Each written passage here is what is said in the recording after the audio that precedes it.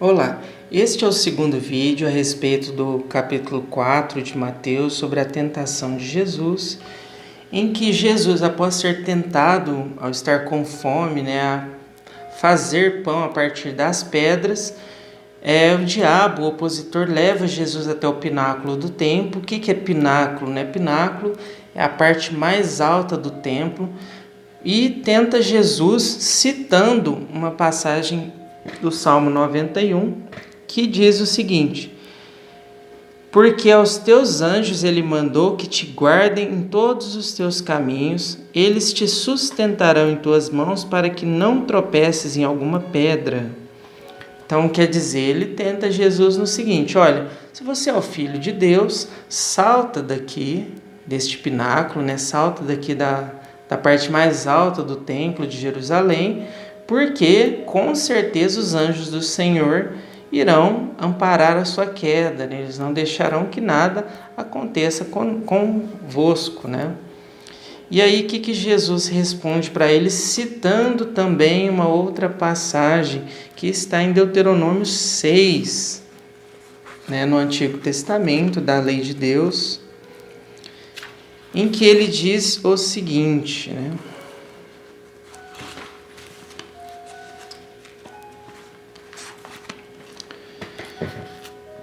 não tentarás o Senhor vosso Deus como tentaste em massa, e fazendo uma citação aí a outra passagem, mas está em Deuteronômio 6,16, Então, o que significa não tentarás o Senhor teu Deus? Muitas vezes nós, como seres humanos, falíveis que somos, nós que temos uma religião, nós que estudamos, independente de qual religião nós somos, muitas vezes nós fazemos o caminho oposto do que deveria ser feito. Por exemplo, se você se torna espírita, o que se espera de você? Que você, ao estudar a doutrina espírita, ao estudar o evangelho, este evangelho, essa doutrina espírita, ela entre no seu interior e te transforme numa pessoa diferente.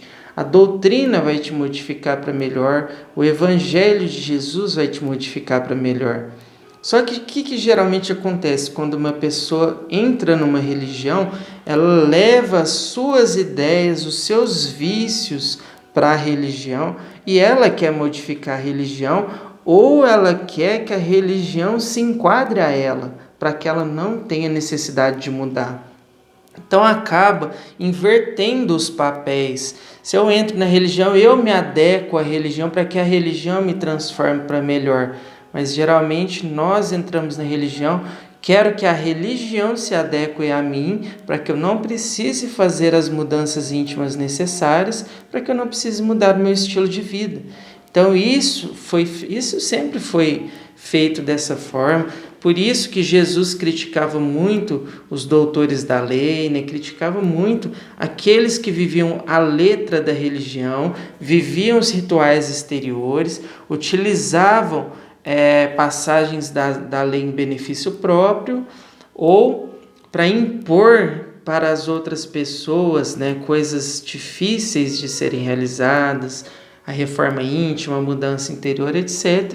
Mas elas próprias se achavam acima destas coisas, como se elas não precisassem realizar as coisas que elas impunham aos demais. Então a religião, ela deve ser um processo de transformação do nosso interior, o religar, nos religar com Deus. Então eu não posso viver querendo que texto do evangelho se adeque à minha realidade. Muitas vezes nós fazemos isso. Nós pegamos passagens, fragmentos dos textos, manipulamos a interpretação desses fragmentos para ensinar aos outros ou para burlar a nossa própria consciência, querendo dizer que eu posso continuar do jeito que eu sou porque eu encontro respaldo na lei, eu encontro respaldo dentro do evangelho, eu encontro respaldo dentro da religião. Então nós precisamos tomar muito cuidado com isso. E aí é que entra o simbolismo dessa tentação de Jesus. Quando ele diz, não tentarás o Senhor teu Deus, ele está querendo dizer o seguinte: não queira impor a sua vontade a Deus. Não queira inverter os papéis. A lei de Deus é o Criador, né? A lei de Deus existe para que nós sigamos essa lei, para que nós sejamos felizes em harmonia com essa lei. Então, não somos nós que devemos impor a situação, né? Eu vou correr na rodovia lá a 200 por hora, porque se não estiver no meu karma, não vai acontecer nada. Não funciona bem assim. Eu posso provocar um acidente e ainda posso desencarnar como suicida inconsciente e como homicida, provocando a morte de outras pessoas. Porque eu estava sendo displicente, porque eu estava provocando uma situação que era desnecessária. Então, qual seria o sentido espiritual de eu pular de cima de um prédio? Deus, está escrito que os anjos do Senhor me salvarão, né? Vamos simplificar a linguagem. Então, eu vou saltar de cima do prédio porque eu confio em Deus, que Deus vai me salvar. Mas espera aí, qual a necessidade disso? Estou fazendo isso em benefício do quê? É diferente, por exemplo, de quando os discípulos de Jesus ou o próprio Jesus ia lá curar uma pessoa com lepra, né, que é uma doença extremamente contagiosa, mas eles estavam ali por amor, para aliviar o sofrimento do outro, para aliviar a dor do seu irmão. Então eles estavam a serviço de Deus, então eles não pegavam a doença, eles não tinham necessidade da doença para o seu desenvolvimento espiritual. Não pegavam a doença. Agora eu vou saltar do pináculo do templo e isso vai servir para provar o quê? Isso vai servir para ajudar quem? Para esclarecer a consciência de quem? Então isso não faz o menor sentido, né? Então o diabo, né, dentro da simbologia do Evangelho, ele tenta provocar Jesus para que Jesus basicamente se suicidasse, né?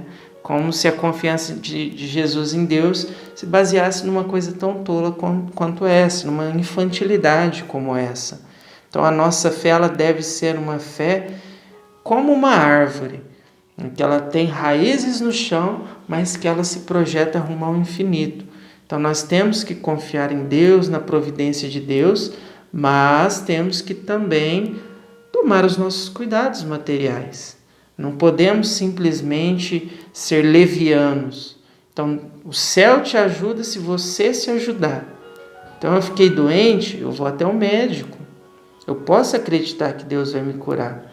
Mas por que, se eu estou na matéria, por que não utilizar um instrumento que Deus nos colocou à disposição, que é o remédio, que é o médico, que é o hospital?